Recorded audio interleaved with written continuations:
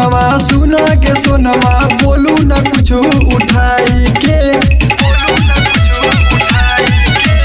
कैले ह फोनवा सुना के सोनवा बोले न कुछ उठाई के मिले खातिर मोर बथानी में आई ह भाई से अपना नुकाई के मिले खातिर तू बथानी में आई ह भाई से अपना नुकाई के। डीजे अमित तिवारी अपहर।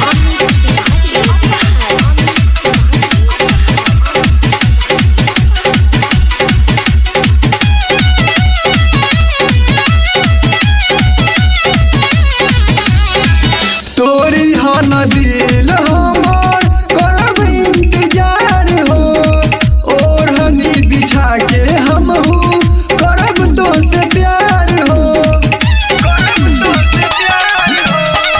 तोरी ह न दिल हमर करब इंतजार हो ओढ़नी बिछा के हम हूँ करब तो से प्यार हो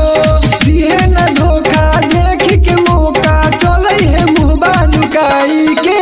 मिले खातिर मोर बथानी में आई है भाई से अपना नुकाई के मिले खातिर मोर बथानी में आई है भाई से मुहबा नुकाई के। डीजे अमित तिवारी अपहर।